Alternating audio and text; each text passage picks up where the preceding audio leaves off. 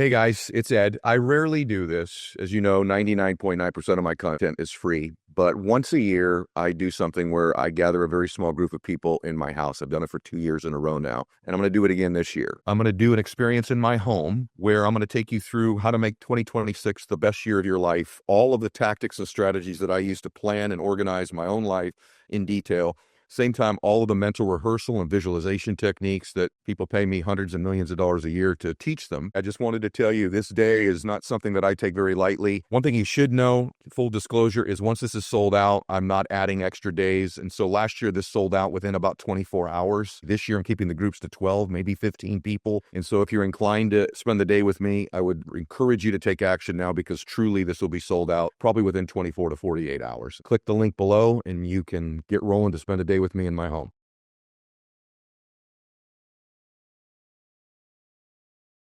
I want to remind you of something. You are one decision away from changing your life. And you have to accept that. You're one new meeting, one new relationship, one new contact, one new action, one new decision away from shifting your life from where it is right now to a totally different place. So what's the decision? You already know. I could go backstage now. There's something you've been hesitating on. There's a contact you need to make, isn't there? There's a job you need to quit. There's a relationship you need to engage in. Maybe there's a relationship you need to leave. I don't know what it is, but I know there's a decision that you need to make to take you to the next level, just like I know that's true for me. Because decisions shape our destiny when they're backed up by some massive ass action. Okay, but you can't take the action if you don't decide. Everyone say yes. People avoid being desperate. Think of the fact they come here tonight and they're down. They're not where they want to be financially. Their relationships aren't what they want. Maybe they're in a desperate place, and you might think that's a negative thing. But when you're in a desperate place, you take the best actions. Desperation is a great place to be. Those of you that are achieving, one of the reasons the achievement is slowed down is you've allowed yourself to feel less desperate. When you were broke and starting your business, or when you were brand new in your relationship and you were desperate to get her to love you or desperate to get him to love you, you took massive big action. How many of you are moms in the room? Raise your hand. You moms, if you woke up tomorrow morning and your baby wasn't in their bed, would you be desperate right away, yes or no? Big time desperation. You wouldn't be thinking about what you need to do. You'd be acting, wouldn't you? You'd immediately make the decision. You'd take massive action. You'd search the house. You'd go into the street. Would you worry if your makeup was on right? How you looked, what people thought about you? You wouldn't, would you? Have to have the perfect plan to go find your baby that's missing. You wouldn't need any of that because you were desperate. So when you remove desperation, all this bullshit creeps into your life where you think you have to have the perfect plan and look the perfect way and have the perfect thoughts and be all zen and perfect. What you need is to be desperate. What you need is to get after it. And I want you to get desperate to make that decision. Why? Because our obsessions become our possessions. What you obsess about most regularly, you will eventually possess in your life. The challenge for most people, sisters and brothers, is that we obsess on the things we're fearful of, what we don't have, what we're worried about. And then we end up possessing those things over and over again rather than programming ourselves to become obsessed with what we want, what our dreams are, what we believe we deserve. When we become obsessed about those things, long term, we end up possessing those things. Can I get an amen for that? Yes? Yeah, most of us don't replace the external parts of our lives because those things happen naturally without thought. The external results of our life, in order to replace ourselves with the next best version, requires intention, requires obsession, requires desperation. Everyone with me on that, say yes. So it's not unnatural to change. Your friends that think you're crazy to have started your business or come to a seminar or spend money you don't have, they're the crazy ones. It's unnatural to be the same person you are right now next year. For all of you in here, the 35-year-old you should be gone next year forever, and there should be a brand new, better 36-year-old. You 20-year-olds, there should be a better 21-year-old next year. You should constantly be replacing yourself just like your bones do, just like your lungs do, just like your cells do. It's natural to be replacing ourselves, but we're around people who aren't, so we think it's natural not to. So the way that I changed my life first is I worked on my identity. Your identity is the thoughts, concepts, and beliefs that you hold to be most true about yourself. Stay with me. Here's how it works. This is how life works. I can teach you all of the mechanics of winning, but winning is about 75% psychology, about 25% mechanics. And if you can't get the psychology part right, you can do all the actions perfectly, And you've proven this to yourself several times and still not produced the results you want. Here's why. Your identity is like a thermostat setting for your entire life. So there's a thermostat in this room. It's set the room to a temperature. Let's just say it's 75 degrees. Guess what sets the temperature for the entire room? The thermostat. This is how life works too. It's not the external things that enter our lives that dictate what our life is like. In this room, if we open the door and hot air blew in here, 90 degrees of air blew in, right? What would the thermostat do? It would regulate the room, turn the air conditioner on, and cool the room back to 75 degrees. Am I right or am I right? That's what happens in your life. You have a thermostat setting for your relationships, for your faith, for your money, for your wellness, for your body, for your spirituality, for your business. And what's happened to you over and over again is you start to get you're a 75 degree, or let's say in business, and you start to get it going, don't you? It's going better than it's ever gone before. The results are incredible. And then all of a sudden, 90 days later, you've cooled your life back down to 75 degrees again. You've had great relationships in your life, but you're 75 degree or inside. The relationship's beautiful, it's wonderful, everything's incredible. 90 days later, you've cooled it back down to 75 degrees. In your body, you got a 75 degree identity physically, and you got in shape, you started eating good, you were working out, you're a 90, 95 degree body. 90 days later, you cooled it back down to 75 again. This regulates everything in our life. So you can't get out over your skis. You can't exceed your identity long term. It'll never happen. This is why people's lives yo-yo up and down, because they always work on the external mechanics and not the internal identity of their lives. And this governs your happiness, your peace, your fitness, your money, all of it. I'm standing up here because I'm great at adjusting my thermostat setting. I believe in something called blissful dissatisfaction. There's a misnomer in the world that, man, for a lot of competitive people, drivers are like, hey, if I enjoy myself right now, I'm going to lose all my drive. I'm just going to delay my happiness. Number one problem in the world today is people say, I'm going to delay my happiness until a future time. Once I get that relationship, then I'll let myself be happy. Once I have the house, then I'll be happy. Once I have the car, then I'll be happy. Once I have the promotion, I'll be happy. Once I have a certain amount of money, then I'll be happy. The problem is you have to bring you to all those places. And people think if I let myself enjoy my life right now, I might lose my edge. The athletes I coach think that all the time. Nothing could be further from the truth. In fact, if you don't enjoy the victories as you go, your brain doesn't produce any dopamine, and you actually lose the desire to continue to perform. There's a direct correlation between celebrating your wins and wanting to do more of them. See, when I was broke, and I was broke longer than I've been rich, you know what I'd always do when I walk into a store? I'd never get what I wanted. I'd always check the price tag. What's it cost? What's it cost? What's it cost? What's it cost? And when you're always looking at what it costs, you never get what you want. And a lot of us do that in our lives. Every day we're repeating to ourselves, what's this costing me? The sacrifice I'm going, I don't know if I can go through anymore. And you lose what you want.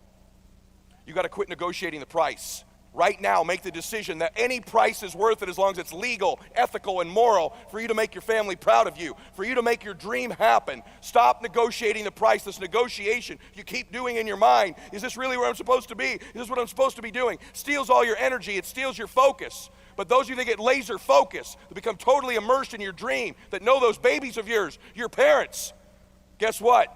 They're worth the sacrifice. Probably when you were a little one, I got 3 minutes, guys. Probably when you were a little boy or a little girl. Here's what I'll bet. There was somebody in your life at some point, I pray, that made you feel special. Maybe one. Maybe they've even passed away. Maybe it was a grandma or a grandpa or a parent. I just got chills. Or a coach or somebody that they made you feel special. Mine was my papa. I'm named after him. I'm Edward III. We'd ride in his van on Sundays to go get donuts, and I'd sit there, and he'd just look at me and goes, Eddie, you're the special one. And I look at him, I say, I am, Papa. He goes, you're my favorite grandson.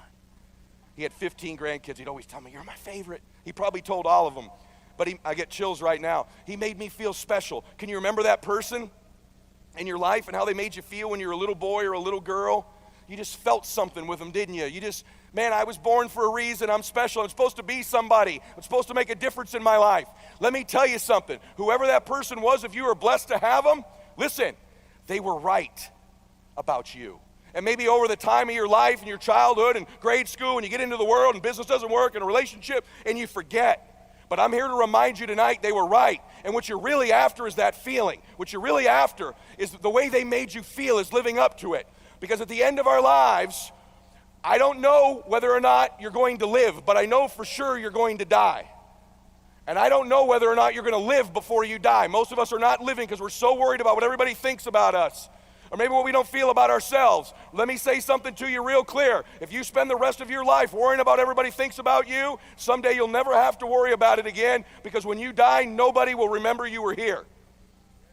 Stop worrying about what these people think about you. Live your dream. Worry about the people you love. And by the way, I know some of the very people you're doing it for are the ones not supporting you. They're the ones telling you to quit. They're the ones giving you heck. Just do it anyway.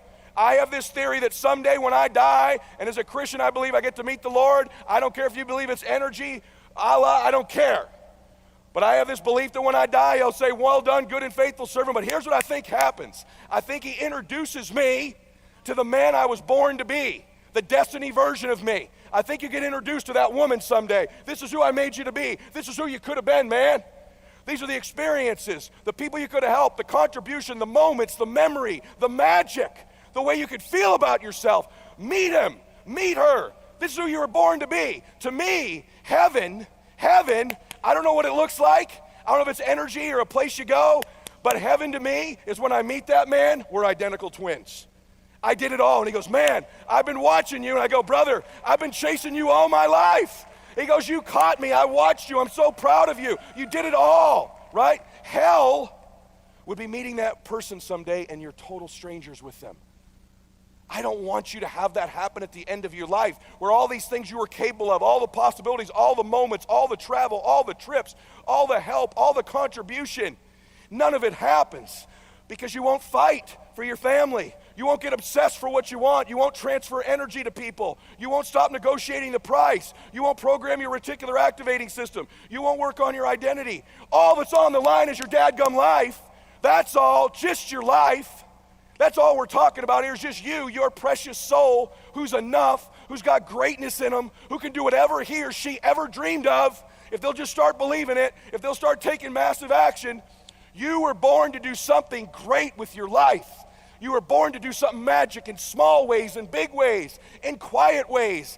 Maybe it's not gonna be millions of dollars. Maybe it's gonna be one person you inspire with your story, what you overcome. One kind word, one message, one moment with one person can change the world. And I know you're capable of it. And whoever made you feel special, and if there was nobody like that in your life, I apply for the position. If you're with me daily in my podcast, in my media, in my social media, I apply for the position to believe in you because I know how great you are. I know what you're capable of. I know this, your dream's gonna be tattered all the time. Sometimes you just gotta hold it together with hope.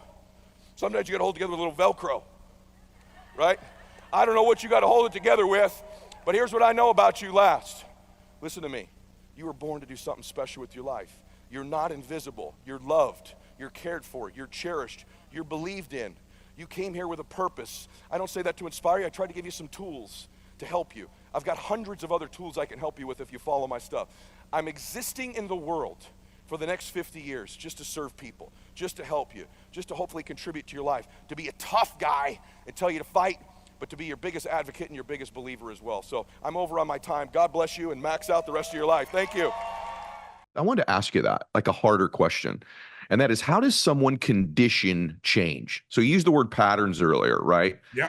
And in both of our work with different people, they've got where they've got because they've developed these patterns.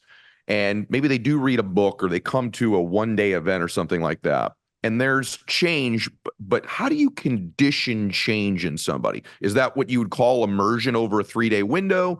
Or is it some habitual change when they get back that's task or routine oriented?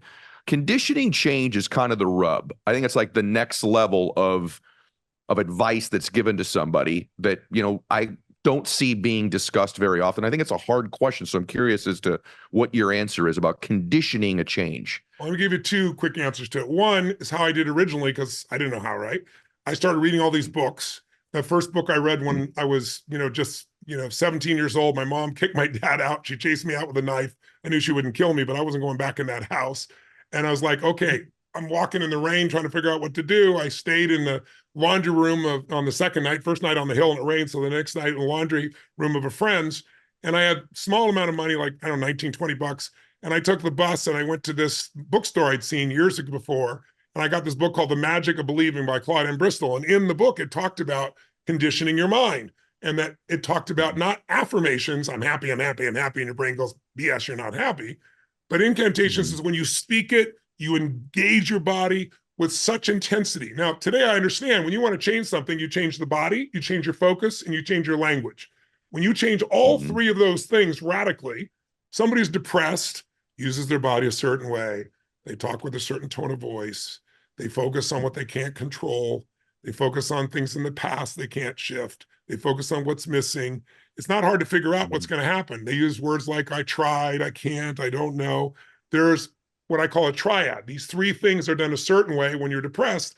If you change that person's body radically, the tempo they speak, their voice, you change their focus to what they are in control of, you change their language, everything shifts. Well, when you do incantations, think of like affirmations, only speaking it aloud with total intensity over and over again with repetition.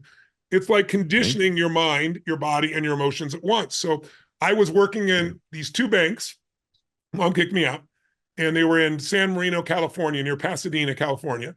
And I worked there. I was still in high school, and I would take the buses there because I didn't have a car. My mom kept my car. It was a 1960 Volkswagen Bug. And I got there, and I cleaned the banks because it wasn't by the hour, it was by the result. So I cleaned two banks. I was really good at it. I did a really good job. And I finished by 2 a.m, I get on the bus. By 3:30 in the morning, I'm home. I go to sleep, wake up on 4 hours sleep, and go to school. It was pretty brutal. One night I come out of the bank, changed my entire life. I'm waiting for the bus, waiting for the bus, waiting for the bus. 45 minutes, no bus. There's nobody around. It's 3 a.m. I got to get home. What the hell am I going to do? I know I can call and do this. I'm a million miles away. So all of a sudden, a guy comes creeping down the street, and he rolls down his window and goes, hey, buddy. I'm at the bus stop. He goes, didn't you see the paper? There's a bus strike. There's no way to get home. So what did I do? Part of it was initially anger with my mother kicking me out, and I'll show her. But then I remember I read this book, so I was doing these things every day, and every way I'm getting stronger and stronger. Every day, and every way I'm getting stronger. Every day, and every way I'm getting stronger and stronger. Every day, and every way I'm getting stronger and stronger. I did that for the first 20 minutes, then happier and happier, healthier. I ran 13 and a half miles. I never run 2 miles in my entire life. It became the power that I still tap into this day. I literally found a part of myself by demand, by conditioning, by the end of that, like I was utterly certain what I can do. You know, when you see an athlete, a kicker, you know, on a football team, a basketball player about to do a free throw, and you think they're going to miss it, you can tell before they release the ball or kick the ball, they're going to miss it. You see they're lacking certainty. When you look at somebody like Steph and he releases that ball and he turns and doesn't even look and it's already a swish, people go, oh my God, he's a genius. No, he's being rewarded in public for what he's practiced 1 billion times in private. Steph told me he shoots, I've seen him, 500 shots every single day of his entire adult life from the time he was a teenager. But just take his 15-year career, 500 shots a day, it's 14,000 shots a month, 168,000 shots a year, 15-year career, that's 2.52 million shots he's taken to make 3,300 and be the greatest three-point shooter in history. That's conditioning, right? You do it, you do it, you do it, you do it.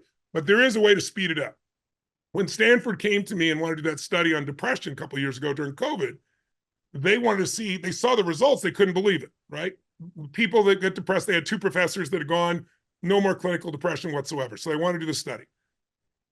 Most people, 60% of the people that get treated with drugs or psychological treatment are still depressed. That's the meta studies. 40% improve, average improvement 50%. They're half as depressed. They did it with us. 100% of the people after 5 days from Date with Destiny, not a single person. A year later, 11 months later, nobody did it. 17% of the people had suicidal ideation. None was suicidal ideation. How did that work? Well, we changed their perceptual filters, what people focused on, what the things meant to them, what they do. But we did it for 5 or 6 days and nights of total immersion. And since they followed me for 3 years biochemically, they were interested because they discovered this biochemistry that Tom Brady experiences, that the Tampa Bay hockey team that's won so many Stanley Cups, you know, the Lightning have done. They go into a state, if Tom Brady's down in the 4th quarter by 10 points and he's got 2 minutes, there's no way you're going to win the game. Something happens to him biochemically that happens to me every time I'm on stage because they measure me for 3 years. They call it the championship biochemistry. My testosterone surges to a level that's insane, but so does my audience. They follow me. So at that level, Wow. anything you think about, you remember. That's why the retention is so high. You remember where you were in 9/11. You don't remember where you were in 8/11. You don't remember those moments because Wow. there's not enough emotion. There's so much emotion. Secondly, normally there would be a huge amount of cortisol. That's the stress hormone that gets in the way of your performance. For Tom, for Tampa, for me, my cortisol drops through the floor while my testosterone is rising. That puts you in this state of absolute push, certainty, and drive. Doesn't guarantee you're going to win, but it increases your chances about 100-fold. My audience, not only my live audience when we went during COVID to digital, where I had people in 195 countries participating, like we're going to do, for example, for the 3 days. Yeah. They went around, sent people to 15 different countries, took their blood just like me, took their saliva, measured them. Every single one of them went through this exact same pattern. And that's why 11 months later, 72% decrease, and I've never seen them again, 72% decrease in negative emotions, 52% increase in positive emotions. In business, it's all engagement. They measure engaged, disengaged, actively disengaged. Engaged, you're really into it. Disengaged is like quiet quitting. You do the minimum. Actively disengaged are people that are angry and actually trying to screw you over in your own business. COVID's 4 years destroyed engagement more than any time in the history of the measurements, at levels no one could even dream of. The one that grew the most was active disengagement, people actually angry, trying to mess up the company. We did in 6 days, they're doing a 1-year study. Most studies like this are a month to 3 months. Largest one they've ever done, 750 people. At the end of the 6 days of Date with Destiny, 5.5 days, every single person was higher than they were before COVID, meaning their engagement was through the roof. But what's really cool is they're measuring it. The year ends this month, but I saw the 6-month review. Every month they increased their engagement and their effectiveness, and I never spoke to them again, never saw them again. Why? Because it's in their biochemistry. Why? Because they have whole new filters in their brain. So you can do it through incantations, or you can do it through some form of immersion.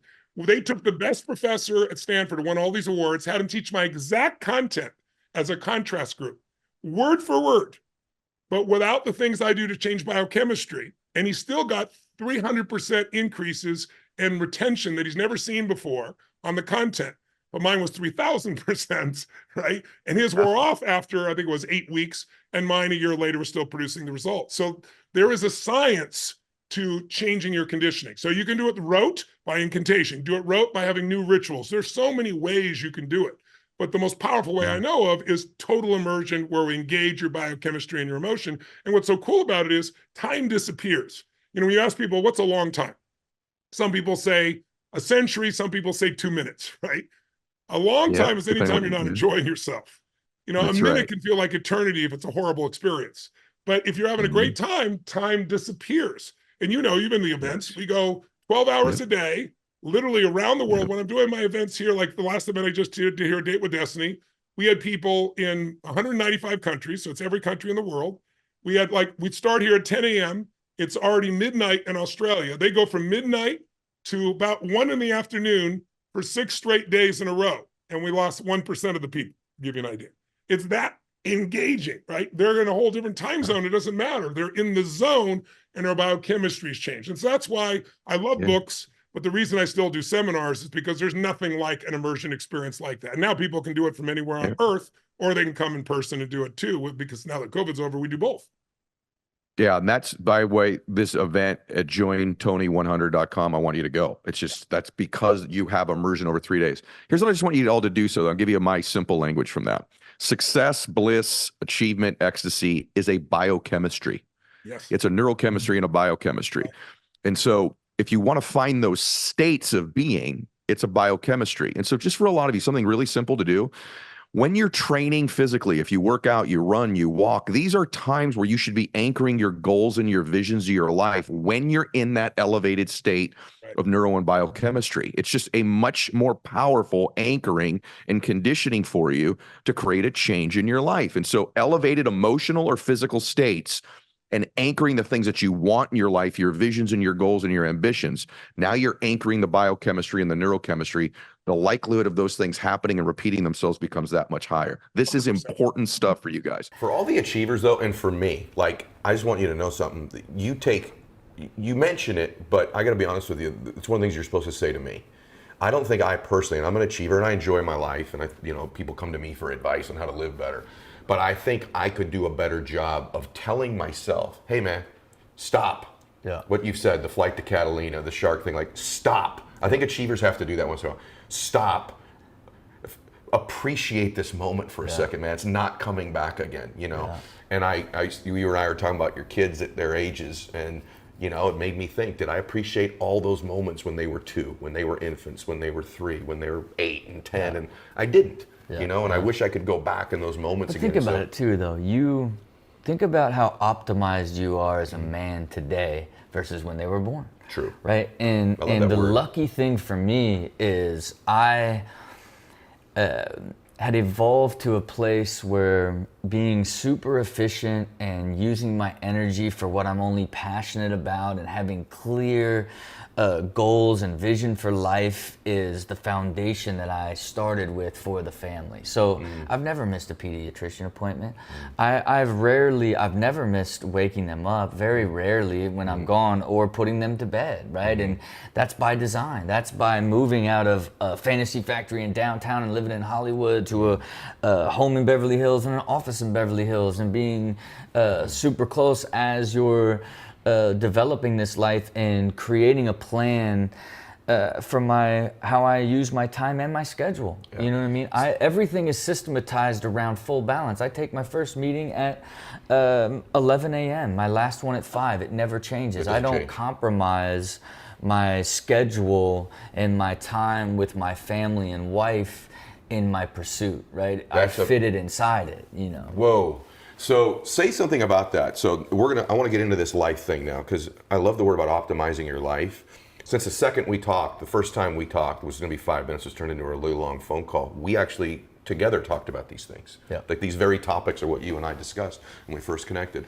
Of all those stunts you had though, I'm just curious, because it leads to life. We're going to go into life stuff now. So you had the deal with the tiger chasing you down and mauling you. That to me, even for me, I don't know why, that's even scarier than the shark thing for me. Yeah. Seeing that sucker run after you, dude, like. Right. They're trained. I don't give a crap. Sharks in the ocean aren't, but he was biting my neck and they kept saying, put it down, put it down, because I was the it. Oh, you know what I mean? Gosh, like, I'm like, is this guy supposed to be doing this? Like, dude, they're a millimeter away from some artery. Like, dude, there's just, come on, man, that's I'll crazy. tell you, the scariest thing of all of them was jockeying a horse for a race. Like, that was the scariest of all of them. Because the car stuff, you're in a cage. Okay. Like, you're covered in the mesh here, trained tiger. Like, when you're on the back of a horse going 40 miles an hour, like if you get shot off that thing, you're basically in a car wreck with no car, right? Like that was the scariest. Are you hearing what we're saying to each other right now? Yeah. Like, what was scarier than getting bit by a shark? It wasn't the tiger, it was riding a horse. But then for me, and it feels good to be able to say it. You know what I mean? Like, feel good. It's like, I don't think about it so often. But then just even talking about comparing them and thinking about it, and the fact that I own that as a highlight reel forever, it makes me happy. Yeah, and it's also like, hey man, look, being on TV all that long for some people would be scary. Staying at the top that long can be scary. Not wanting to fall off the totem pole you've climbed up, the flagpole, all those things. But I want to ask you about one of the stunts you did, because I think, like, at least for me, it would cause me to do a little reflection. So of all of them you did, the one that captured my heart the most was the one where Laird drags you on the, I think it's Laird, on the Sea-Doo into riding the wave. Yeah. Okay. And so you ride this wave and you crash and you thought you were going to die. Yeah. Of all of them, is that the one that you were the most sure you were going to die in the middle of? I'm curious. Oh, no, I mean, it's the only time in my life that I was dying. So tell me about what happened there and what it did to you. The trippiest thing about it too is, like, it was pouring rain, and I swear the moment I stepped in the water to do it, it stopped raining and a rainbow went right over it, right? And I'm like, what? Like, it was freaky enough where we're like, what is going on? Like, it was just this freaky sort of moment in time. So it, like, already had this, like, weird tone. And if you can imagine Like, and then like some of the local Hawaiian guys were like asked where I was doing, getting towed in, and they were like, "Ooh, it's real sharky out there," right? So I'm like, Sharky? Yeah. Was so, this after the shark thing or before? Yeah, like this is way after, Okay. but it doesn't. When you're doing like getting a Bahamas reef shark with a metal thing, like it's super controlled. When you're laying on your back in the deep ocean and all you can think of is like shark coming up from underneath to get you. I wasn't worried about what was gonna happen in that wave. I just wanted to get up so that I don't get attacked by a shark, right? and if you can imagine this, I've grinded a 20 stair handrail and flipped a car ramp to ramp and done all these crazy stunts, and you face them. You face the danger. On getting towed into a giant wave, it's behind you. So I'd never surfed before. It was literally the only time I'd ever surfed in my life. You had never surfed Never surfed before. And it was like the first wave I ever surfed was like 18 feet, right? Dude. And so it's the most peaceful, amazing, because you can't see it. And like, you're like, whoa, you know what I mean? Like, what do we, and then it's like a house crashes on you. And you don't, you can feel something coming, you can start to hear it. And then just wham, and now you're in like this fight. Everything in you to just get to the surface, right? So I was like, it's really weird management of emotions and experiences as it's related to when you get into kill mode for stunts, right? Because you have to shift into a mindset of like where you basically you get to a deeply calm place because you literally nothing else matters, and you understand that for this moment in time, you have to put everything you have into making sure that you do everything for this to work. It's a different level of mindset, right? Because it's your life is on the line for this moment. And it's so much easier when you're facing it and you go, and in this one, so as I did it and fought back up, and then I want to get out of the water, I want to get back up, all this, it wasn't as bad, right? So it was like, okay, it got up pretty good. Like that didn't, it's still water, I got spun around, but it wasn't too bad. Okay, let's try to get a bigger one, right? Like, so you get into that zone.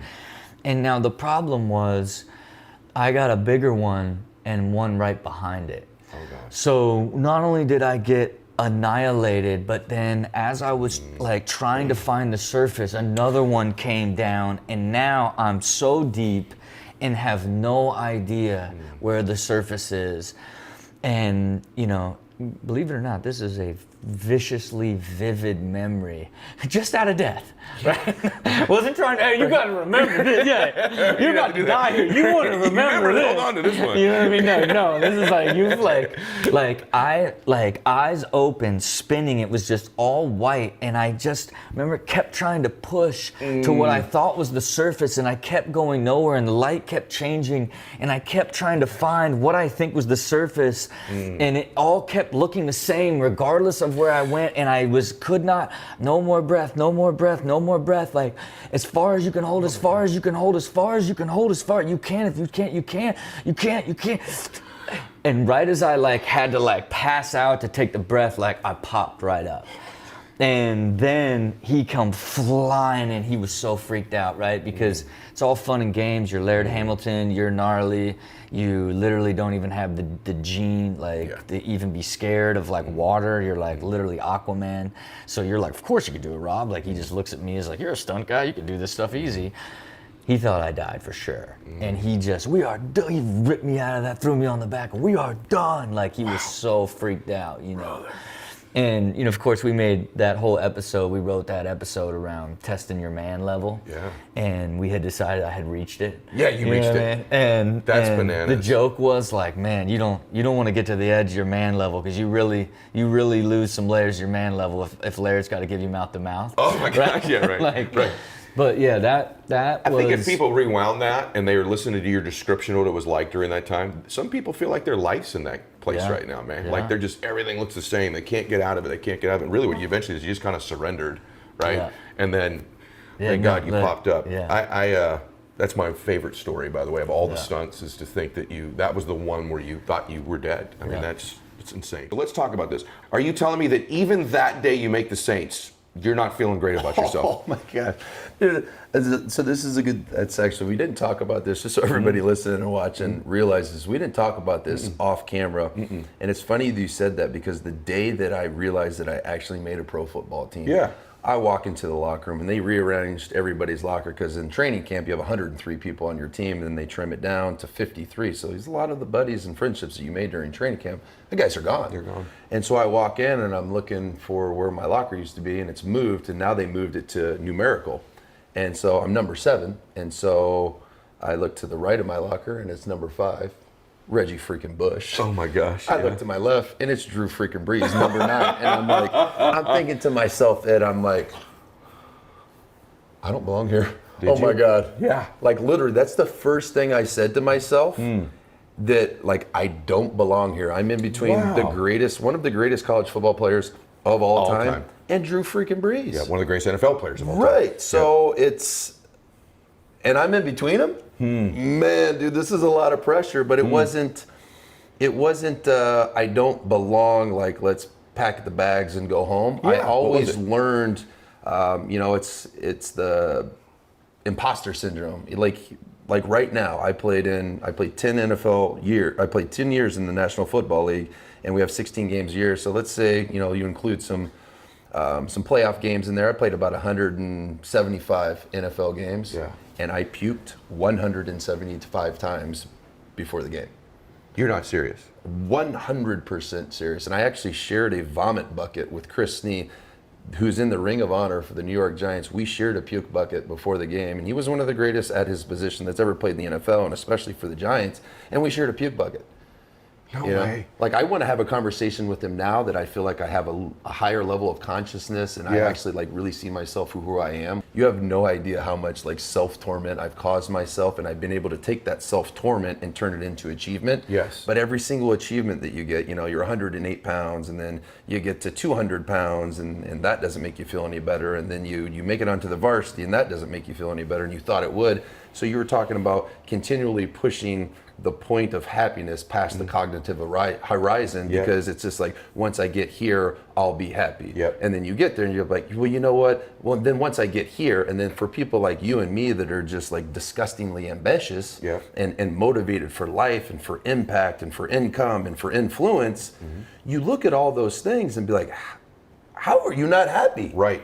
You set a goal, you achieve it, you set another goal, you achieve it. Not to say like I haven't had a ton of failure and a ton of bad decisions and spent a couple nights in jail during that process, but I feel like it's really, really pertinent for me to share that on this podcast, because I know there's a lot of people out there that want to live the life that you're living, that want to live the life that I'm living, but I'm here to tell you right now, I made $15 million kicking a football for a living. I made another couple $1 million as an entrepreneur. When I walked away from that, money doesn't make you happy. A marriage won't make you happy. Having kids won't make you happy. Winning a Super Bowl, a Pro Bowl won't make you happy. A 10-year career won't make you happy until you look into the mirror and you brush your teeth and you love the person that's looking back at you, which is honestly, I'm in the infancy of actually being myself. I love that you're trying. Like 22 days that I've been able to look in the mirror while I brush my teeth. And some days are a little bit easier than others, because you have to think about it. I'm fighting 30 years of instincts of hating myself. So it's just like, if I look at a new goal that I set within my business, or a new fitness goal that I set for myself, or a new family goal that I set for myself, my instinct is to go to a place of self-hatred in order to motivate myself to achieve that goal.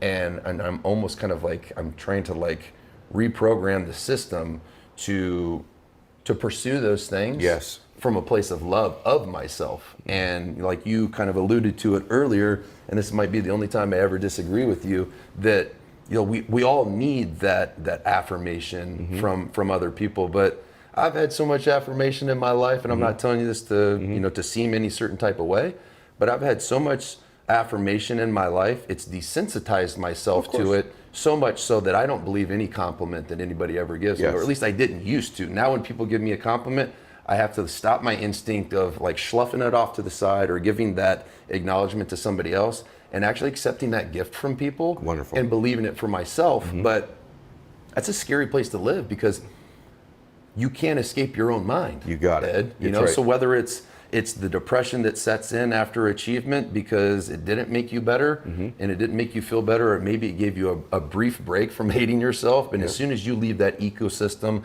of people telling you how wonderful you are, or people wearing your Super Bowl ring, or people, you taking a bunch of kids shoe shopping because they can't afford it and you want them to go back to school in Newark, New Jersey with brand new kicks because you know how much confidence that gave you and you got new kicks, whatever, any of that stuff. It might put a Band-Aid on the gunshot wound for the time being and make you feel like you can cover your wound and feel a little bit better. But at the end of the day, when you go sit in your car by yourself and you're driving home, the hate machine turns back on because I'm like, now I don't feel any better about myself. So it's like, it's the difference in between, there's two types of happiness. There's the instantaneous happiness that we get from food, we get it from sex, we get it from drugs, we get it from alcohol, and or lifting weights. And so my entire life up until about 3 weeks ago was filled with chasing the high, the high of achievement, chasing the high of when I work out I feel better for a brief amount of time, and then once those endorphins roll off, it's just like, God, I hate myself. You know what I mean? Yes. And I didn't even really realize that I was fueled by hate up until going through this process called Hardcore Leadership that Shanda Sumter put together. And she's a friend of mine, and she saw the pain in me, but she also saw like the beauty and the love and the tenderness and the sensitivity that I have, that I give to people unconditionally, but I don't ever accept it. When people love me back, I don't accept it because I don't love myself. And so I've given my wife, I've given my 5 kids, I've given my friends, like new friends that I'm making like you, like I'm giving you the greatest gift ever because I'm going to be an amazing friend to you. You know what I mean? Yes, I do. And the reason that I can be an amazing friend to you and love you and support you in everything that you're doing is because I believe in you. Thank you. But I've stepped into myself. Yes. And so I finally can truly love people unconditionally. I couldn't fully see my friends or accept any gifts from them until I could see myself. It's harder work to put the other face on, bro. It's harder work to be Steve Weatherford than to be Steve. Right to it, because I can show up here and like I've never ever shared this with anybody ever before, but I ended up winning the Walter Payton Man of the Year Philanthropic Award, the most philanthropic guy in the NFL, and it wasn't like I was some Super Bowl quarterback or cornerback. I was like the least respected position in football, but I was able to earn respect because of my work ethic. I was able to earn respect because of my philanthropy and the way that I genuinely and authentically showed up for people. If one of my teammates got hurt, I was the first person to go to the training room after practice and be like, hey, can I drive you home? Like, hey, can I take your kids to daycare the next day? Because I knew how much physical pain and emotional pain that they were in, because when you're in the NFL, man, you're only as good as like your last play, and if you can't play another play, then they'll discard you. Yeah, you're done. There's no guaranteed. There's no guaranteed contracts. There's nothing's guaranteed. And so that's why they call it the not for long league. You know what I mean? And I'm just super blessed and super fortunate and so thankful that I was able to play at the most elite level long enough to achieve every single goal that I had set out for myself, in addition to being able to not walk away from the game when I wanted to. I skipped away from the game. Like, I was happy. I felt achieved in everything in that industry, but I wasn't happy with myself. It's amazing someone like you, because there's people watching this. There's a nurse watching this right now, right? There's a school teacher. There's an entrepreneur watching this. And they are connecting. A lot of military people watch this, man. I know, because they always tell me, like, dude, you need to go on Ed's show. I love it. He's going to love you. Like, even people that don't know you and kind of don't really know me, they're like asking me to go do your show because they know that you're going to crack me open. And it's not even something where you've even had to try. No, because I love you the way I love you the way you are. Yeah, and you see me, man. I do. And what's amazing about you, bro, and that you have this gift, many of you too. People, the beautiful part of being wired like you are, and I'm wired this way too, is that we have such great empathy for others. We don't give it to ourselves. But like you, that doesn't hit me like right in between the eyes. It's sick. It's like, so many of you are watching this. You're like, I am the person who kind of cares for people. When someone's sick, I am the one who bring them dinner. I am the one who visit them. I'm the one who sends the text. You don't look like it though. And you don't either. And you don't either. We're tattooed. I'm buff dudes, and I can hide all my tattoos. But and by the way, and guys, like, many times, everybody, when you see mega achievers, we are hiding things. And so, Because what this show is really about isn't you maxing out your wealth, although I want you to have it, maxing out your career. When you have it, I want you to max out your bliss. I want you to max out your faith. I want you to max out your giving. I want you to max out your love for yourself. And maybe, Steve, honestly, maybe you're going to get through to people in a way that nobody else can. There's no maybe, dude. And there's no maybe. Yeah, I speak it into existence. I will have such a massive influence. People forget that I ever touched the football. You look at all the different things that we keep referencing, the different achievements that I make, and I want to make sure that people know, like, we didn't come on here to talk about the different things that I achieved. We came on here to talk about the different things that I've achieved and the way I felt about myself despite all of those things. There's two different types of happiness. There's instantaneous happiness that comes from sex or drugs or food or buying a new watch, buying a new car. But as quickly as that happiness comes into your life is how quickly it will fade. But the thing that you figured out and the thing that I'm really starting to kind of come into is framework happiness, and that comes from being proud of yourself. And the only way that you can truly be proud of yourself is to set high, lofty goals, and regardless if you achieve them or not, it's not about the prize, it's about the process and the person that you become while you're on that pursuit to get that goal. And I completely missed that part of the puzzle because I always tied my self-worth to the result because I was conditioned that way. You go into the NFL and we have a game on Sunday night or on Monday night and you come in the next morning, Ed, and then the only time that little laser pointer ever goes over your jersey, you're freaking sinking down in your seat because you know that red dot is not over your jersey number because you did something good. Because when you're a professional and you're the best in the world at what you did, not that you don't deserve to be acknowledged, but you're expected to be the best in the world. So when you go out there and you set a Super Bowl record, you don't necessarily deserve to get acknowledged. They're going to pinpoint what you didn't do perfectly because that's what coaches are supposed to do. They're not here to be like, hey, Ed, dude, you did a really good job showing up for your workout this morning. You did all your reps, all your sets, and you did a good job. You finished second in all the sprints. I know you're not the fastest guy, but your effort level was wonderful. No, they're going to be like, Ed, why didn't you win all of the sprints? You know what I mean? And so it conditioned me to focus on what I didn't do perfectly and discard everything that I did wonderfully. And so I took that mindset that got me into the NFL and then propelled me further into the NFL of the elite. And then once I retired from the NFL, because I didn't feel like there was anything else that I could achieve that would fulfill me and turn off the hate machine, then I went into an entrepreneur. I'd be like, you know what? I need to build something for myself and something that's mine, like my business and my achievement, because I had 52 other teammates and I love them to death, but I want the next Super Bowl that I win to be mine. And then, I write an ebook for a 12-week arm training program that took me from 16.75 inches when I retired from the NFL to 19 inches 94 days later. And I took 5 months to learn how to do the graphics on my own, to learn how to put it into an ebook on my own, to learn how to embed videos into text on my own. It took me 5 months, but I went through the process of learning it to do it for myself. I made $1 million with an arm training ebook by myself with no business background in 7 months. Amazing. You want to know how good I felt about myself? Pretty freaking bad, man. You know what I mean? Because you continually think like, well, now I'm going to do it for me and I'll own the success. And I never did that. Yes. And so you fast forward another year and a half later, and I'm sitting in this chair right now, and all of the other entrepreneurial successes that I've had, I've never owned any of the wins. And I've taken complete ownership of all of the losses. Why? Do you think that you thought, I want to understand this, because I know what it was I'm still trying to understand Well, let me ask you a question. Do you think that you thought, let's talk about it, let's explore it for a minute, because I'm learning this about me too, right? So do you think that you thought, I'm just asking, I don't know. Do you think that you thought, well, if I celebrate this, I'll lose my edge and my drive? Yeah, I do. The only time that I ever partied or I ever, had drinks after we won the Super Bowl was when I was paid to show up at a club, or when I was paid to go to speak to a law firm in Manhattan, dude. I made a lot of money in like 2 weeks just doing that, and all of that affirmation felt wonderful. But like at a certain point, you get desensitized to it, and you just couldn't wait for all of it to be over. And I'm like, man, I waited my whole life and I made so many sacrifices, and I sacrificed thousands of hours away from my family and thousands of hours away from my friends, and I missed out on a lot of partying and a lot of drugs in college. Yeah, You know what I you mean? cheated yourself And out of all that. Yeah. I cheated myself out of all that for this, and this doesn't make me any happy. And by the way, what it arrives to, everyone, is that eventually you will find drugs and alcohol. I mean, because here's what happens. When you're achieving and you don't celebrate your wins, it's like a high you're chasing.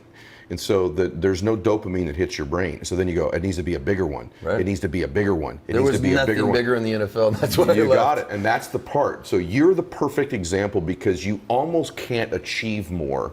So this is happening for someone out there. When I made my $100,000, I cheated myself. When I bought my first house, I cheated myself. When I got my promotion at work, I cheated. And you keep cheating yourself from these celebrations. You just realize that Ed, that all of these things that require so much sacrifice, I'm talking thousands of hours of sacrifice, you know, tons of money in order to be able to afford all these different training modalities and all these different specialists. And I have a hyperbaric chamber at my house. I mean, dude, you name it, and I have utilized it as part of my training routine, at least for a little bit.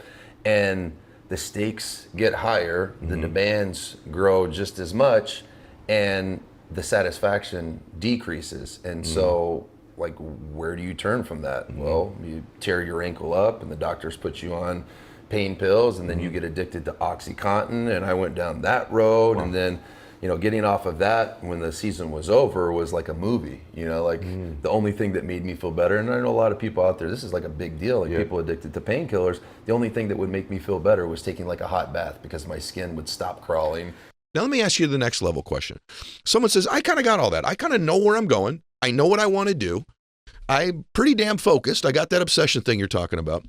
And you did high performance habits, which separates the really high performers from the ones that perform pretty well, right?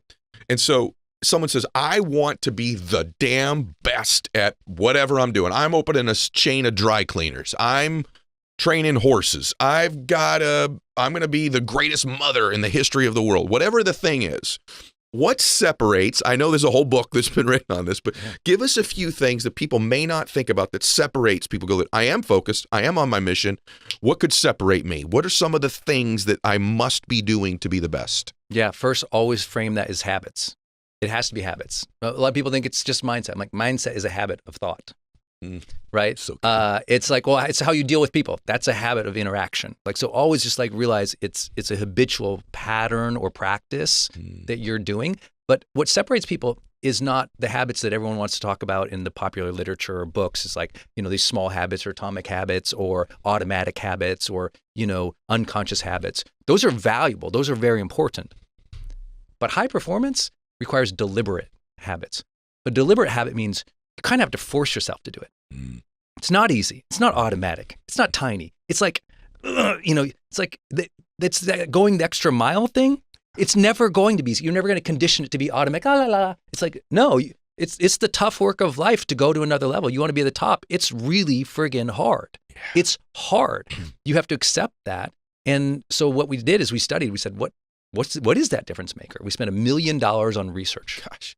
Like the largest research study that's ever been done on high performers worldwide, 90 countries, 90 different countries that we surveyed the highest performers. These tend to be not the top 15%, they tend to be the top 5%. And the difference between the top 15 and the top 5% is this. It kind of falls in the definition of high performance. High performance means succeeding over the long term in any industry or endeavor or whatever, while still maintaining positive well-being and relationships. I want to hear about this. What high performers have answered is, how do you succeed over the long term without wrecking your health, your mindset, your positivity, and your relationships? We know lots of successful people, but they ruined all their relationships. Yep. We know successful people, they ruin their health. They're not high performers. They wouldn't qualify. So what do? It's different practices. We call them high performance habits. So you mentioned these people, they already have clarity, developing clarity and constantly revisiting to become clear every day. What is my intention? What is my intention? What is my intention? That revisit of clarity is supremely important to them. Revisiting it. Yes. Not setting a goal on January 1st and forgetting it. It's literally consistent. It's literally consistency in intention. Like every day you hear about high performers, they look at their goals. Every day you set your intention. When I work with Oprah, she taught me every meeting you have with Oprah, she starts with, what's our intention of this meeting? Every meeting, because that's seeking clarity. So high performers should seek clarity more often. Second habit is generating energy. They generate the energy they want to experience in life, and they want other people to experience. Wow. They're not waiting for joy. They're not waiting for happiness. They're not waiting for positivity. They generate it. They are so much more conscientiously designing the energy around them, and you feel it, right? Yes. And by the way, everyone should know this. Ed is, I would say, in the very top keynote speakers on earth today. Thank you. Like what you can do on stage is unbelievable. It's not even, I mean, you're talking a handful of humans who can do this. Thank you. And what you do is you generate and move the energy of the room way more consciously than the average speaker. The average speaker is kind of insecure a little bit. Doesn't mean you don't have insecurity or doubts up there. What it means is he's moving the room. Like he's taking them on a wild ride. He's generating the energy. That's the difference between an underperforming speaker and a high-performing speaker. Good point. Another piece is the productivity piece, which I know is so basic, but most people are so unbelievably not productive. Yes. I mean, it's stunning. You know, It is stunning. The average person is losing an hour a day to Facebook or Instagram and then watching 4 hours of television. That's 5 hours a day of consumption. If you can turn those let's take 1 hour. Let's say, no, we're talking high performance. If we can get you 1 hour a day back, 1 hour a day of focus back, that's 30 hours a month. Crazy. That 30 hours a month, that's 7 hours a week. But that means you got an extra day. Yeah. That's an extra 8-hour workday that you got. Yeah. That's an unfair advantage. Yes. So getting people their focus back in a world that has, you know, the highest paid engineers in the world paid to strip your attention away so you consume versus create and be and live. That is a primary differentiator right now. How about stay on that a minute? I so agree with you. And the more I've started to coach people and I actually get into their lives, how not only do they waste time, but how little time, Brendon, and this is huge for everyone, that they do on things every day that move the needle. Yeah, that's it. Like move the needle in your company, move the needle in your relationship, move the needle in your body. It's like you're just doing little things you got to sometimes do stuff that moves it, right? Like I'll give you one small example. My relationship with my children. They're both away at college. I have great relationships with my kids, but they're both away at college and I'm busy and they're busy. And there are days where we just text. Yeah. Their mom's on the phone with them all the time.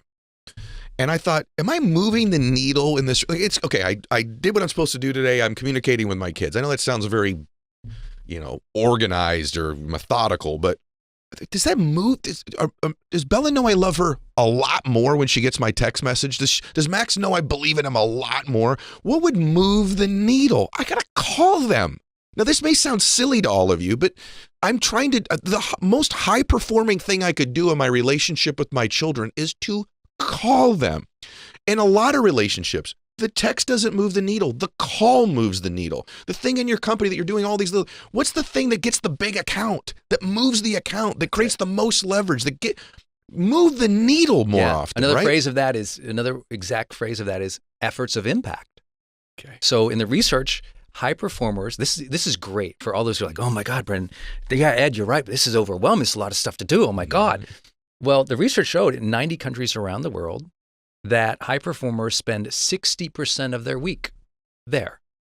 Efforts of impact. Bingo. Needle moving things. So when you look at their calendar each day, it's not, are they 100% high performing all day? Look, they got to answer emails. Right. They got to reply to dumb DMs. Yeah. They got to take that stupid call once in a while. We think they're perfect. No, it's just that 60% of their effort is directed to activities that actually make an impact. They got to do 40% of administration or household work too. Yeah. It's just that most of their effort, 60%, is geared towards what moves that needle, gets that significant impact. What a powerful question to ask yourself if you're listening to this. In whatever area you pick your area, your relationship, your company, your money. How much of your time is efforts of impact, moving the needle stuff? And if you just tweaked that by 11%, 16%. Tiny. How much different would your life be 3 years from now? 1 year from now? This is why you listen to the show, everybody. It's like, I got something there. I'm not moving the needle often enough. I mean, your habits aren't efforts of impact. Your habits are like, I checked the box. I did the text. I did the email. I made the call. I made my contacts. I drank my protein. Easy. I had the water. You did the stuff, but how much of it moved it, right? Yeah, it's so easy. So it's like, start with what I said first about that hour a day of distraction. And I always tell people, if I could get you 3 more months of advancement this year, would that make a difference? They go, oh my God, yeah, 3 more months. I go, great, that's an hour a day. Gosh. 1 hour a day, 7 hours a week, right? Over the course of the month, that's 30 hours. That's basically a whole work week, really. And then you apply that by 12 months. It's like, we just got you 12 work weeks back. That's so good. For 1 hour a day. So we're not asking for a lot. And then the joy is, I thought it was the 80-20 Pareto principle. It's like, oh, like 80% of the time I got to be, I be Superman 80%. Now you don't even be Superman 80%. Try 60. It's so good. It's nice. That's what the data shows. The data shows this is a 60-40. I was like, oh, that's a relief, you know, because I was wondering, all these other people, because you think all these successful people, they've got a million assistants running around doing everything. And you're right. I tell my kids all the time, I tell them since they were little, I said, when you grow up a little bit, you're going to find out. Everyone says winning is hard. Okay, I get all that.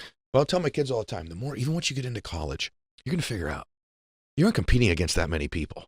You're really only in life competing against yourself, but you know what I mean when I say that. Right. And now that they're there, and they're like, Dad, you're right. Like, some kids don't even go to class every day. Some kids don't study at all some day. I'm like, you're going to figure it out that it's a very small group of people that do things in their life that are efforts of impact on a very regular basis.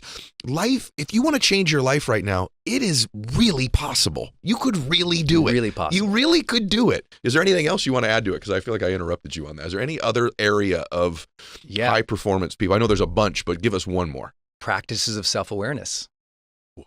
This is why everyone loves Growth Day. And I didn't know, I knew it would be powerful. I didn't know it would be this powerful at all.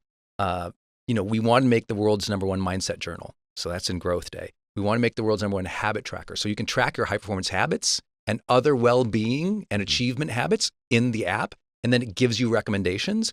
We built in the goal setting tool with reminders. So you can remind yourself and push notifications to yourself to meditate, to work out, to flirt with your wife, all this stuff. And those were just coming from the research, and also high performers just telling us what they do. They journal, they meditate, they pray, they think.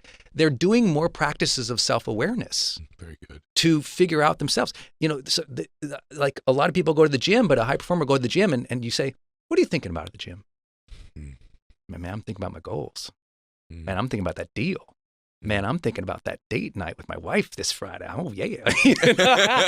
Right. They're in a different, like they're using their time. Some people hate driving. They hate a car trip. Other people, they're like, oh man, that's my lab. Put me in that car. I'm going to drive. I'm going to think about the next dream, the next vision, the next sale. I do. Right? I love driving. That's practices of self-awareness. You are thinking, right? I think, therefore I am. This is so good. This time that they spend ruminating, thinking, envisioning, and brainstorming, it's significantly bigger than the average person. And so in Growth Day, we said, we're going to build the tools to enable that. And that became the most popular thing in there. Good. I thought the most popular thing would be we've got the biggest motivational speakers. These guys charge $50,000, $100,000 a speech. Mel Robbins and Jenna Kutcher, lots of our friends in their teaching. And they're popular and people love that because we're live every week with them. But it's the tools. Yeah. People love to think about their life and they love to track it and they love to look how to improve it. And that's the high performance edge. The ultimate performance edge isn't talent, right? It's how much does that person think about improving that thing? It's the practices of growth, right? The great Olympians who you worked with and I've worked with, and the people who are, the highest level CEOs, and they're thinking. You're right. They're thinking, and they're thinking about growth. They're thinking about success. They're thinking about impact instead of thinking about what she wear at that dinner last night. Did you see her on that internet? Did you see what he does? Do you hear what they're doing? Oh, those people over there, and the left and the right. There's a difference. Are you thinking growth or are you thinking gossip? We just changed your life. My gosh, brother, this is so good. You know, it's funny. It's the absence of things in your life you're unaware of, but like you just described me, I don't ever spend any time on that stuff. I mean, literally less than 1/1,000,000th of 1% of the time. Me too. And I'm addicted. I have an addiction to thinking about growth. I have an addiction to thinking about that next scene, that next emotion, that next thing I literally am addicted to it. I actually love shutting the car door alone. So I'm like, all right, here we go, brother. It's your lab. I love that. I love working out for that reason. I love taking a walk on the beach for that reason. I love it. I actually love the end of my day. I love getting into bed at the end of the day and just reflecting on the day and then dreaming about the next day. Like, I love that stuff, right? I don't always love waking up because you're in a different brainwave state at that time. But I love when I go to bed at night and dreaming, and you're right on the money, man, with that stuff. Okay. And you have practices that force you to do that, right? Yes. You go to the gym and you're thinking about those things. Some people pray or they meditate or they journal. Yep. And that's where you have to put yourself in that place Yes. to open the gate, or to what I always say, to be able to receive. Yes. Like if you're filling your brain with a bunch of stuff that you're downloading from social media, then who can't download into you? Gosh, it's so God good, can't Brendon. get in, right? You blocked the antenna with a bunch of gossip So and a good, bunch of brother. garbage. Yeah. You got to stay in an open state. Where are you in an open state? You're in an open state in a seminar, in a conference. You're in an open state when you're driving. You're in an open state in the shower. You're open state in bed. You're open state at the gym. You got to stay in that open state so that you can receive guidance as much as you also can envision it. Because some of the best ideas might not even come from anything you and I just said, but because someone is listening to this podcast right now, they're in an open reception. And that open reception, all of a sudden, they've got that new business idea. They're like, where'd that come from? You were in a learning environment. You were in a self-awareness practice. That's what podcast listening really is when it's good. And ideas come to you. I listen to your podcast almost every day that I work out. Thank you. And when I'm listening to it, I get all these crazy ideas. Yeah. It didn't come from what you said or the guest. Right. It's uncorrelated. I You're was open. in a place of openness, of self-awareness. Yep. And so if you want to become a high performer, you have to place yourself there. You have to do the thinking, the rumination, the dreaming, the visioning. And when you do that time and time and time and time again, it becomes who you are. You don't have to force it anymore. It just becomes who you are. That's brilliant, by the way. One of my favorite things at the end of the day, actually my favorite thing, is my prayer time. And I do it on my knees. And I have just people say to me all the time, is it a lot like when you're really tired at night? No, I actually really look forward to that time because sometimes my prayers are 4 minutes and sometimes they're 45 minutes, depending on how open I am, what I'm receiving, what I'm getting. I've loved today, and I got one more question for you. By the way, everybody, make sure you go to growthday.com or go to the Growth Day app and get it. You will thank me.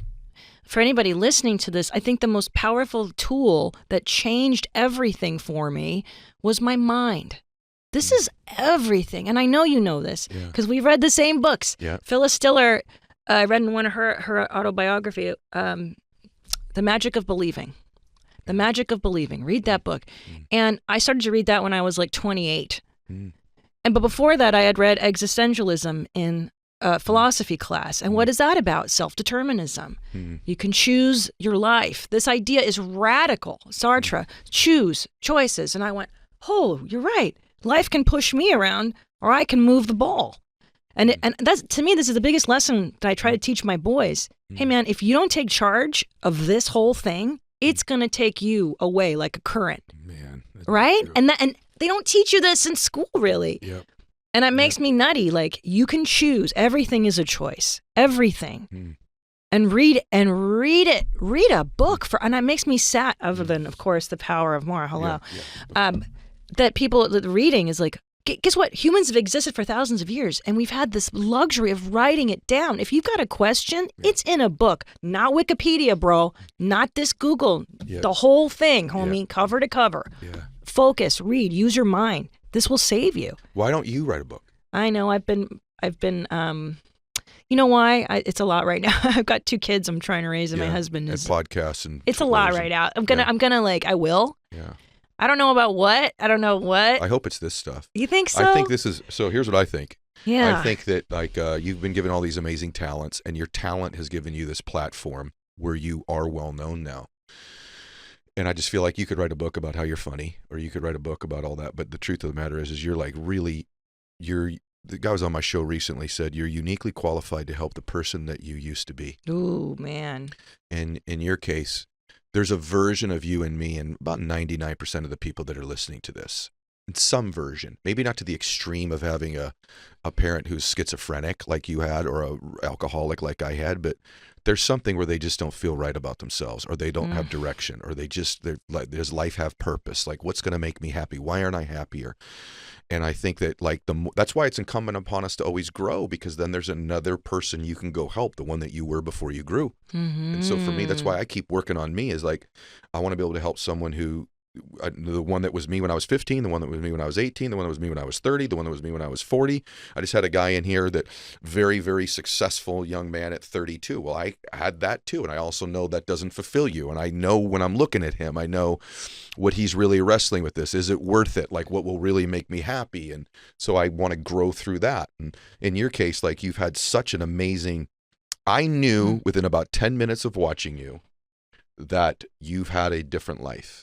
I just knew, because let me say something about you. People feel energy, and like, you can make me really, really laugh, but what you really do is you make people feel emotion, and you're doing it today. There's a part at the end of her special, everybody, where she talks about this ketamine trip that she went on, and I want to go back and forth here, but it's one of the most, I don't know why I really. When I speak, sorry, I get emotional on this. When I speak, what I attempt to do when I'm speaking is to give people who I really am, but also not just one emotion. I want to give them the gift of the multiple emotions, and also like the contradiction in them. So if at some point I can have them crying and really thinking about their life, and then wanting to run through a wall and achieve, or in your case, laughter, and all of them, I feel like I've done a service where I've moved that human. What is incredibly rare to do is to do both in like one moment. Like, in the same moment, somebody's feeling reflection and sadness or empathy, and also laughter. And this bit you do about the ketamine trip, I've watched, we've talked about different, I mean, you have tons of friends in comedy, and I have some. I've never seen that before. There's this moment in the end of your special where it's some of the most amazing art I've ever seen before, because at the same time that people are moved so emotionally by what you're talking about and watching you be emotional, the next second they're laughing, and then they're back to this other moment. So just a little bit, give them the gift. I want them to see the special, but like, now they have a pretty good sense of what you went through as a child. I mean, they have 1% of it. They have a pretty good sense you've turned this around, which we'll talk about in a little bit too, and where your life is now and the lessons you've learned. But like, let's go there just for a second. So that moment? Tell them what happens. Oh my God. So So I fell down the stairs getting to my kid at 2 a.m. I just come back off the road. I was so tired. I was like sleepwalking. My baby's crying. And as a mom, you know, you're just like, I gotta get to my baby. Anyway, I fell down the stairs, broke my ankle in 4 places. And I didn't even know it at the time. I thought I could just get up. So I called my husband. I was like, babe, get over here, help me. And he's like, oh, you can't get up. You're broken, homie. So I get into the ambulance. They put fentanyl, you know, all these drugs. They straighten me out. But before they straighten my leg out, they give me ketamine. And I've never done, have you ever done it? I have. It's pretty amazing. You've done the therapeutic kind. Yes. I want to do that. Yeah. Because what they did is they give you enough to dissociate you so that you don't remember it. And apparently it's a terrifying amount that they gave me. Oh. Because that's what they're like. Usually people are screaming when they give this to you. But Christina, you were sitting there smiling the whole time. So anyway, so they give me this ketamine and I have this wild trip basically. And the crazy part is that happens in real life. And I'm looking for an end to my special. And I was like, oh, that's the end of the special. Yeah. That's the end of the special, because it was my realization that everything that had happened to me, I don't buy this that it happens for a reason. I hate that. That's Pollyanna nonsense. But I think if you attribute meaning to tragedy, attribute deliberately, then it's redemptive. And like also this whole ride of just trying to become a successful comedian. And then I have my children. And then you're like, oh, it doesn't matter. Like I saw my kids' faces literally, and you know, you make me cry. I just talking about it. You know, when you're like, oh, this is it.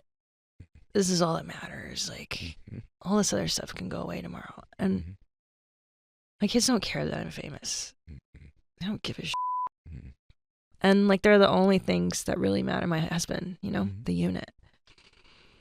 Yeah. Now you're getting me cry, man. But I often think back to that ketamine trip when I'm getting hung up on nonsense, like show business. And I'll be like, oh, but it doesn't matter. This is what I learned. Like, it matters. Don't get me wrong. I don't want to be broke tomorrow. I don't want it to all go away tomorrow, but I'm not going to stress out. Right. Right. Been there, dude. Me too. Yeah. I'm not going to try to cling like I did. Because didn't you find there was a time in your career where it's all you cared about? Yeah. It's a really difficult thing to teach because you should have goals and outcomes, and it's what's made us successful when we didn't have some. Yeah. But at the same time, it's kind of letting go of an outcome and letting things come as they might that actually brings us the most joy, because the things that are the greatest blessings in life aren't things we have to force through force, like our families. They're the things that, that are the greatest blessings are our children and our families, and yet you still want to be able to provide for them and do significant things. But I also think you said something, I want you to stay on that story, is that it's not the events of our lives that define us, it's the meaning we attach to the event. And if you can attach the right meaning to something, or a meaning that serves you, or change the meaning, you can change how you feel about it and ultimately change how your life works. And it feels to me like almost in that trip you were on that the meanings shifted a little bit for you. Yeah, because I saw my parents and I was like, I can see this person as a big bad villain and I'm the little girl. Or, hey, what can I glean? What's the lesson here? Because I'm the mom now. And you see your broken parents as toddlers. I really see them as children now who just didn't get enough love, who didn't get what I didn't get too, but what I'm able to give my kids now. So they're just flawed people, and everybody walking around. I don't get mad at people nearly as much as I used to, because you're like, oh, you just didn't get love. Like, oh, your mommy, your daddy. But you actually on that trip, thanked your mom and your dad. I did. Tell them that a little bit. Yeah. Even though I want them to see it. Yeah, you have to see the bit for it to make total sense. But I end up thanking them and forgiving them in the trip. And I think for some reason I'm thinking about my mom's fur coats, because she hoarded jewelry and fine items. I think she was convinced that World War III was coming soon, and I have to trade these things to get across the border. You're going to need, she wouldn't put her money in one bank. It was in several, that kind of nutty stuff. But now that I'm wealthy, and I always was rejecting wealth. I was always rich people are bad. Me too. Yeah. That's what I was raised believing. Yeah. And it's nonsense, because guess what? Poor people are bad too. It's the same deal. And actually, rich people can do really good things to help a lot of other people. And your wealth is a blessing on many, many people. Yeah. So anyway, the fur coat thing too, I was like, yeah, what's so bad about owning a fur coat? It doesn't make you a bad person. Right. It doesn't. Unless it's the only thing you care about. Yeah, I'm watching you right now. I still think you're working through thinking about what all those events of your life meant, just as I'm watching you. Oh, yeah. I had a really huge blessing happen that I was with my dad when he died. I was in the room with him. And it's weird that all this is going here today with you and me. But when I was with my dad in the room, I got my version of the ketamine trip to some extent, because when I was with him, I was literally holding his hand just a little while before he passed away. But because he wasn't able to talk, and it was actually wonderful to this extent. I got to just look at him. You don't, even with your parents, you have a dynamic. There's this thing you do with people in your life. You do it with Tom. I do it with my wife. We do it with our kids. There's just this pattern of how we kind of just interact with each other. Yeah. I don't know if you've ever done this with your kids or with Tom. Might be different with Tom, but you ever just watch your kids sleeping? Oh my God, every night. Right? It's different. You see them differently. Yeah. And even your spouse, if you just see them sleeping, it's just different. They're not talking. They're not being them. They're just them. Yeah. And my dad, I had these hours with him. It was just him. And I got to thinking about him as a little boy. This is a man whose life's about to end, kind of like what you've done. And he's an old man now. And I remember him when he wasn't an old man. I remember him when he looked like my age, right? I remember when he was even younger than that. And I could go back and think of him. I wonder, my dad at 10, my dad at 5, my dad at 2. And there's this love you can have even for someone who didn't treat you perfectly the whole time, that you have this sympathy or this empathy for them. And I just think he's a man that had a life, and he did his best to live it his best way. And then I start thinking about myself. I will be him. Yeah. What do I want when I'm him, when I'm there? What do I want to have achieved? Who do I want to have helped? What do I want to have felt? Yeah. What emotions do I want to have had? What memories do I want? We're off air. You're talking about taking your kids to, if you're blessed enough that you could take them somewhere on a vacation. Yeah. And like being in that moment with my dad gave me a different meaning to him, gave my life a different meaning. And that's just a real powerful thing for everybody listening to this, is like all the events, maybe you should evaluate the things that don't serve you. What do they mean? What did your divorce really mean? Right? What did this experience what having your children really mean? What did this person who hurt you, what did it really mean? If you can change the meaning, you can really ultimately change how you feel, and then you'll take different actions in your life. And when my dad passed, I literally, you're doing this. I thought, oddly, I'm going to honor my dad. I'm going to talk about him more. I'm going to talk about what I learned from him. I'll talk about how he hurt me. Put it in my book. It's in my book. All my speeches lately involve my dad. And in a very beautiful way, you honored your mom in that special, and your dad. You started out by telling the truth, right? But you honored him. Did it ever dawn on you that you were doing that? No. Yeah. It's unconscious. No. I think look at you right now, and it's dawning on you. No, because I'm like, oh yeah, I guess no, because like when you create something, it's all really unconscious. You just kind of throw stuff out, and then you hope there's a through line, and like, what's that going to be? And what I really wanted to express as well as honoring, I think, now that you mention it, is just that I don't hate you, man. I ain't mad at you. Because the anger, we all go through it, and like also one of my pet peeves about the self-help movement is like, just be happy. Just be happy. It's like, look for the joy. It's like, no. And no.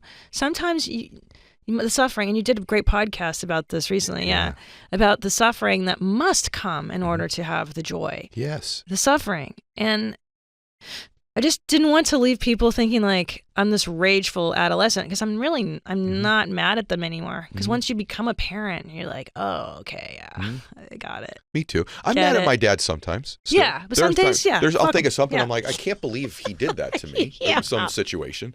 But my overall view of him isn't that way. My overall meaning. No. Were you like this young? So I know you didn't have the best SAT scores in the world, but I've been around you enough now. I consider you a freak, which is a compliment coming from a guy like me. No, I take it as I think such. You know what I mean. You're uniquely driven and wired to pursue greatness and to make an impact, no pun intended, in the world at a level that most people have not yet realized they're capable of, even though they are. That's right. And so, did you know this young? If we went back and looked at this kid who grows up in Washington State, was there already these obvious insights and clues that you were going to turn into this guy? What were you like as a young guy? No, there definitely were not clues. So when I was a kid, I didn't show any signs of promise, to be really fair. And my own mother, when I left for college, I almost chickened out, and I was like, I don't want to go. I want to just stay home. And she was like, no, you need to go, pushes me out of the nest. And then literally every day since, she's tried to claw me back. So one day, 3 or 4 years ago, I said to her, Mom, you were the one that kicked me out. I wouldn't have left if you hadn't pushed me. So why did you push me? Yeah. And she said, with no malice whatsoever, I just always assumed you were going to fail. Oh my gosh. And now she had never been always my biggest cheerleader, always rooting for me, telling me I could do it. But quietly, just inside, she was like, you didn't show any drive. So the one thing I will say is I was grandly ambitious. I always said, I'm going to be rich. I'm going to do this. I'm going to do that. Always, since the time I was a little kid. But I didn't have the drive to see it through. So I really, really was an empty dreamer when I was a kid. And it was learning to hate that in myself, if I'm completely honest. Yes. And to not allow myself to be an empty dreamer, to force myself to get the skills to actually execute against it, to not be in any way, shape, or form pacified by saying I'm going to do something, which is actually super dangerous. Most people just thinking about the fantasy of what they're going to do gives them some partial sense of, oh, I've done it. Whereas I stopped letting that be okay for me, which largely came down to embarrassment I felt around my wife working when I had no job. And that was the time, she was my fiance at the time. Yeah. But that was when I really started to go, okay, you've made a lot of promises to this woman and you're not on a path to keep any of them. Wow. Our stories are unbelievable. I did not know that, and our stories are unbelievably paralleled. I was in the same situation, by the way, where I was sort of an entrepreneurial, unemployed guy while she was paying our rent, right? So I relate to that too. I'm just curious, I want to make sure I think you're one of the great American business stories. Wow, man, thank you. And not only because of the wealth that you've accumulated, but because of, and this word's overused, but it's so true with you, because of the impact you're making in the world because of your success. That's what I admire. As you know, that's what I'm trying to do with the Max Out program too, and just with my life. So what I don't get is this connection. So just help me understand it, because you know that I know your story. I'm fascinated by it. How do you get from a 990 SAT into USC? How I got into USC itself, this makes me a little sad. This is one part of the story I wish were a little different. Okay. I cheated all through high school. So the one thing that, so I graduated in the top 10 of my class. And you were a good cheater. I was a good cheater. And this is one thing I will say. People talk about network and they talk about charisma and all. It's just real. And so I was nice. And that got me a long way. I remember in 7th grade, so one of the guys I would later cheat off of in high school becomes my absolute best friend in the universe. But he's on the spectrum, right? The autism spectrum. And in 7th grade, he wouldn't talk to anybody. And so I turned around one day and I was very outgoing at that time in my life, which I consider myself now just a dyed-in-the-wool introvert. But at that time, the role in the family that I played was the jokester. So I was used to getting laughs and getting my self-esteem from my ability to make people laugh. So I turned around to him in 7th grade, I point at him and I'm like, my mission in this class is to get you to talk. And so inside he was thinking, oh my God, somebody actually cares. Yeah. And so then it became like, we just started attracting to each other. And he is still to this day probably the smartest person I've ever met. Wow. And so it just became this sort of unlikely pairing. But to give you an idea of like how weird this kid was, and we're still close to this day, so he talks of himself like this. My mom said if he doesn't start acknowledging me when I say hello to him, he's not allowed to come over anymore. She would literally say straight up to his face, hi, and he would say nothing. It was super weird. And so I was like, dude, you just gotta say hi back. And so he credits me with teaching him like social skills, and I credit him with helping me graduate high school, basically. So, but I always believed graduating high school. Literally. And I always believed that I could do the work, but that other things were more important to me. So I told myself a total bullshit story, which was that, hey, I could be working and earning these grades, but I'd rather like learn how to talk to girls and how to like socially engage. It's total BS. Okay. I'm well aware of that now. But at the time, it really felt totally justified. And I was like, they're not teaching us things that are going to help anyway. Nobody can answer why algebra is going to be useful to me. And so I just felt like that was fine. But when I went to college, day one, I said, okay, I'm going to be taking on a massive amount of debt. I'm learning the thing that I love. This is what I want to do with my career, so I better actually know how to do it. So the phrase that I repeated in my head over and over and over was A or F, sink or swim. I will not cheat, not even one. It doesn't matter. Okay. Either one of those is acceptable. The only thing I care about is that I do every bit of work myself. And I stuck to that. So my grades in college are and I did better in college than I did in high school. And you didn't, is this true that you want to be a filmmaker? Yes. Right? Very much But so. you didn't know that there was a difference between USC Film School and USC? Dude, welcome to growing up in Tacoma. So first of all, like nobody really knew how this all worked. So I went to USC because my dad had a friend who made almost an offhanded comment. My dad was like, oh, my son wants to go be a filmmaker. And the guy was like, oh, USC is the best film school in the world. Okay. And so my dad comes home and goes, I hear USC is the best film school. So I was like, well, I guess I'm going to USC then. Literally, I didn't even think beyond that. Okay. It is the only film school that I applied to. I applied to one state school and then to USC, and that was it. Oh my gosh. And I got into USC, and I just thought the way college worked was you tell them what your major is, right? People talk, you declare your major. Right. So I thought, cool, I'll go declare my major. And then in the prep, so I've already committed, I've already said I'm going to USC. I've turned down the other offer that I had at the state school. It's done. I'm going to USC, taking the financial aid package, all of it. Then they come to your town and they orient you to like what it's going to be like, and they show you pictures and all this stuff, and I'm so excited. And then, I don't know if I asked a question or if it just came up, and they said something about how to get into the film school, it's a separate application process. And I was like, whoa. Your heart dropped. What do you mean? Literally, my heart dropped through the floor. And I was like, oh God. And so then I was like, what are the requirements? And they said, well, we like to see a 1300 on your SAT. And I was like, what do I do now? And that was the beginning of like real panic. So what did you do? So I go to USC and I'm like, somehow I'm going to figure this out. And you have mandatory counseling. And I go to the counseling and they look at what I've signed up for. And I've signed up for film classes like I'd already been accepted to the major. And they said, Tom, listen, right now, you're going to end up spending a 5th year at this school because statistically you are more likely to get into Harvard Law than you are into USC Film School. Do not do this. We see people do this every year.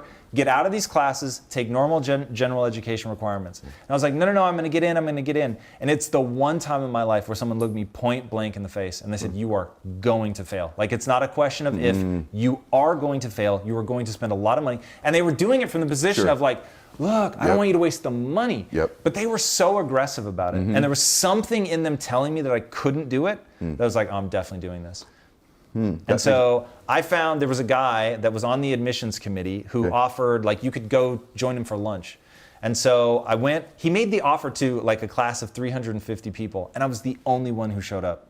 And I was like, how is this possible? So I say to him, look, I got a 990 on my SATs. What do I do? I really want to get into film school. And he said, Tom, SAT stands for Scholastic Aptitude Test. It's supposed to tell me how well you'll do on college. You've already missed the freshman class. You're not going to get accepted then.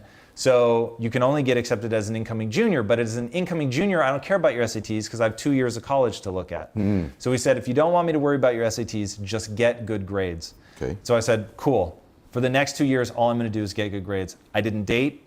I didn't party, I didn't drink. I literally didn't leave my dorm room. I worked. I put my head down for 2 years and I just worked. And I got, if it wasn't a 4.0, it was like a 3.95 or something. So it's never that clean. Like, I want my story to be, hey, I learned that if I just put my head down and work my ass off, I can get whatever I want. That is unfortunately not what I learned, because I believed at the time, you're either talented or you're not. So I wasn't in film school to become a filmmaker. I was in film school to learn the technical side. How do you turn on a camera? Where do you put a light? Things like that. But I thought you either have the ability to tell a story or you don't.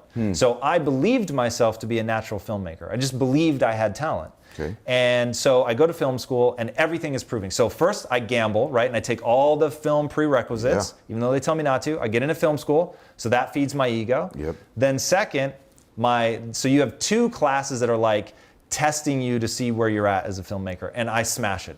First class, smash it, and your second class, you have to team up. And basically, everybody wants to direct, and anybody that wants to be a cinematographer that's good, all the directors are fighting for them. And so not only did I get the cinematographer everybody wanted, but I got to direct.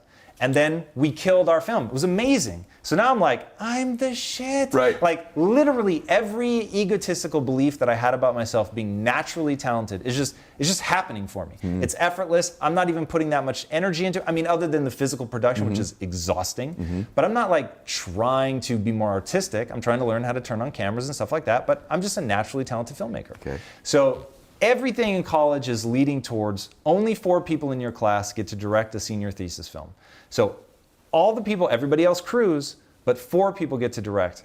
And I was chosen as one of the 4. So literally the narrative in my head is, I am naturally talented. You either have it or you don't. And I have it. And I'm very grateful that I have it. And then I make my senior thesis film. And it is the most catastrophic, horrific, crash and burn, embarrassing thing I've ever gone through. The class is making fun of me. They're cutting up reels of my film to make a joke out of it. I mean, it was abysmal. Oh my gosh. And in that moment, I realized the cold, hard truth. And this is, when I tell this story, people think, oh, now he's just being hard on himself or being overconfident. I'm telling you right now, I didn't have talent.